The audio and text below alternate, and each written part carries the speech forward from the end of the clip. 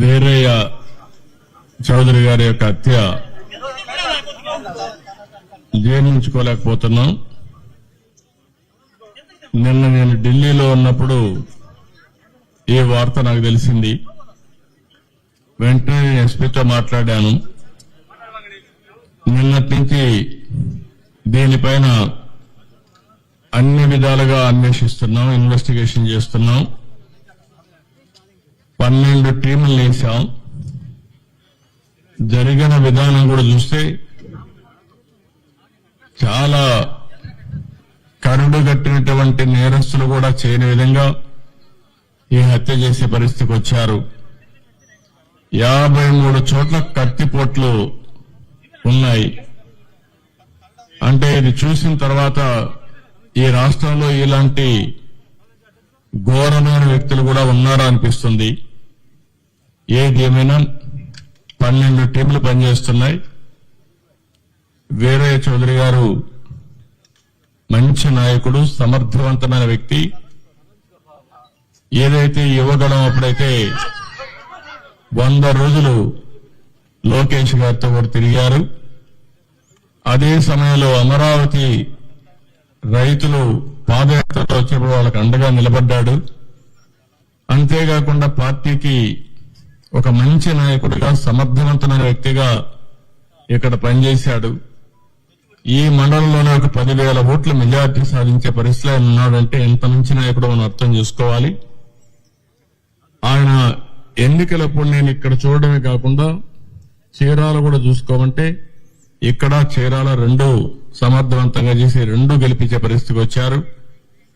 అలాంటి మంచి నాయకుడిని రోజు కోల్పోవడం చాలా బాధేస్తుంది.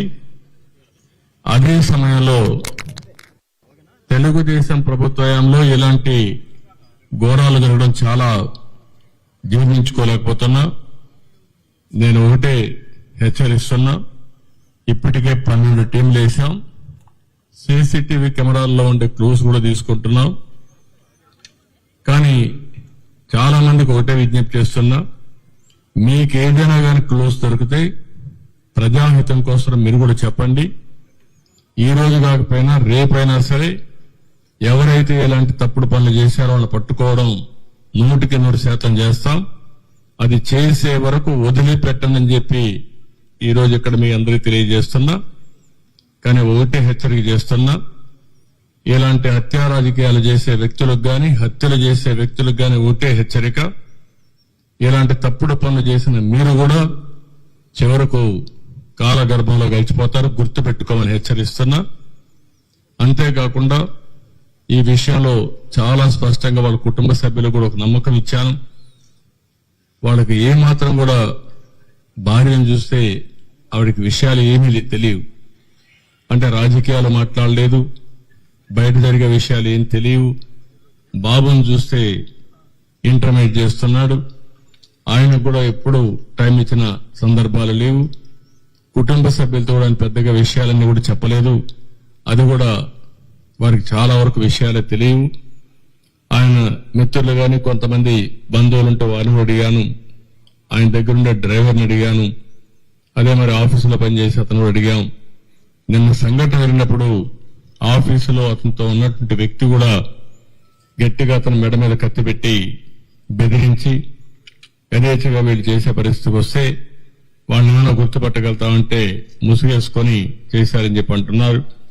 ఏదేమైనా వాళ్ళ పట్టుకొని తీరడమే కాదు, ఎవరైతే ఇంత ఘోరం చేశారో అలాంటి వ్యక్తులకు కఠిన శిక్ష వేసి, ఏదైతే వీరయ్య చౌదరి గారికి ఆత్మకు శాంతి కలగాలంటే అది ఒకటే మార్గం.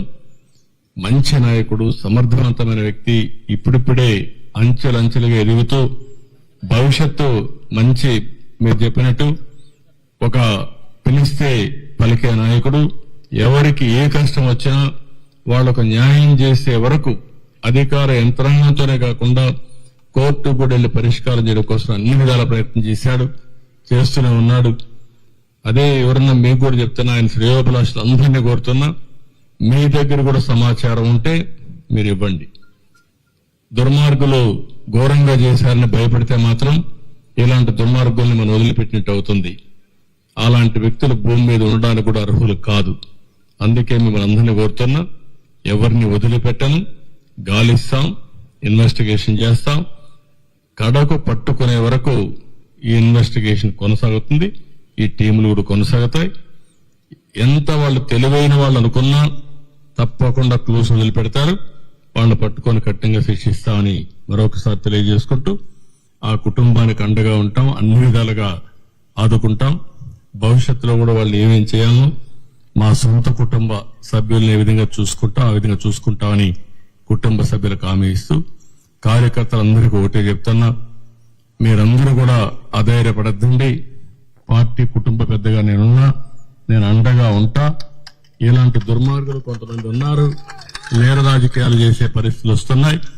నేర రాజకీయాలు చేసే వాళ్ళందరినీ తుదముట్టించే వరకు ఈ పోరాటం ఆగదు. రాష్ట్రంలో 5 సంవత్సరాలు మనం చూశాం. నేర చరిత్రకు మళ్లీ ఒకసారి శ్రీకారం చుట్టే పరిస్థితికి వచ్చారు.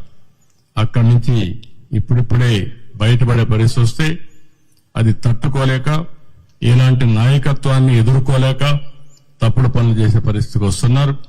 ఇది ఏదేమైనా కార్యకర్తలందరికీ విజ్ఞప్తి చేస్తున్నా, మీకు ఏమాత్రం సమాచారం తెలిసినా ఎస్పీని కలవండి.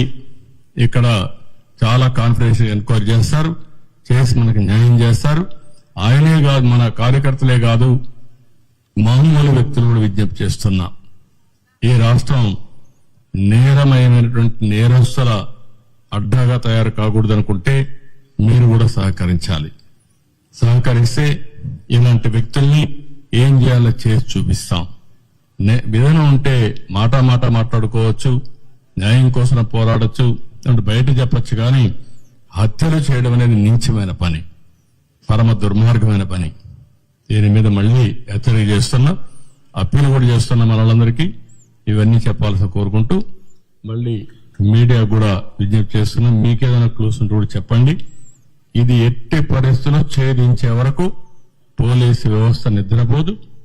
వీళ్ళు పట్టుకొని శిక్షిస్తామని చెప్పి మరొకసారి హామీ ఇస్తూ అందరికీ నమస్కారాలు. అదే మరిగా ఒక బయట వచ్చి చెప్పలేని వాళ్ళు ఎవరన్నా ఉంటే ఎస్పీ గారు టోల్ ఫ్రీ నెంబర్ ఇస్తారు, కాన్ఫిడెన్షియల్ నెంబర్ ఇస్తాం. ఆ నెంబర్కి గానీ మీరు ఫోన్ చేసి మీకు తెలిసిన సమాచారం తీసుకుంటే మీ సోర్స్ ఆఫ్ ఇన్ఫర్మేషన్ కూడా బయట పెట్టకుండా మేము పట్టుకునే కార్యక్రమం చేస్తాం. దయచేసి వారికి కూడా విజ్ఞప్తి చేస్తున్నా, ఈ రోజు అనౌన్స్ చేస్తాం. ఎస్పీకి చెప్పి ఆ టోల్ ఫ్రీ నెంబర్ కూడా పబ్లిసిటీ ఇస్తాం, అనౌన్స్ చేస్తాం. నేను అన్ని కోణాల్లో ఆలోచిస్తున్నాను. రాజకీయ కోణం, ఇలాంటి వ్యాపారం, ఆయన ఎదుగుదల జీర్ణించుకోలేకుండా ఉంటే అలాంటివి అన్ని కోణాల్లో ఎగ్జామిన్ చేస్తాం. నేరస్తుల్ని అన్ని కోణాల్లో మనం చూస్తే తప్ప ఒకవేళ వీళ్ళే చేశారా లేకుంటే హైడ్ గుండాస్ అన్నది ఇచ్చారా, అలాంటి ప్రొఫెషనల్స్ అన్నది ఇచ్చారా అనే కోణం కూడా ఎగ్జామిన్ చేస్తున్నాం. ఏ కోణం కూడా వదిలిపెట్టాం. నేను ఒకటే చెప్తున్నా, నేను ఇక్కడికి వచ్చి చూశానంటే వాళ్ళు గుర్తుపెట్టుకోవాలి, వాడు ఈ భూమిలో ఎక్కడ దాంకున్నా ఎక్కడున్నా వాడిని పట్టుకొచ్చే వరకు వదిలిపెట్టాలని మరొకసారి హెచ్చరిక చేస్తున్నా. దాన్ని ఎట్టి పరిస్థితిలో వదిలిపెట్టాం. ఏం చేయాలో చేసే వరకు, ఛేదించే వరకు వదిలిపెట్టాం.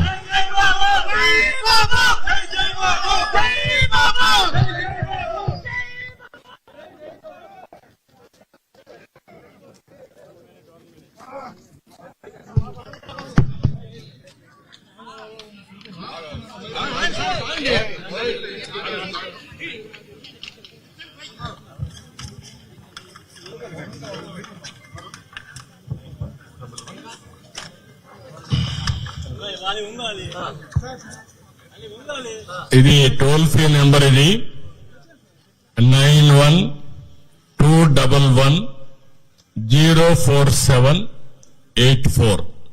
మళ్ళీ రిపీట్ చేస్తున్నా, 9121104784.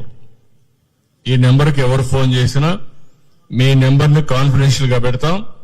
నేను ఒకటే మళ్ళీ చెప్తున్నా, నేను ఒకసారి తలుచుకుంటే ఏం చేస్తానో మీకు అందరికీ తెలుసు. ఇది లాజికల్ గా తీసుకుపోయే వరకు వదిలిపెట్టు.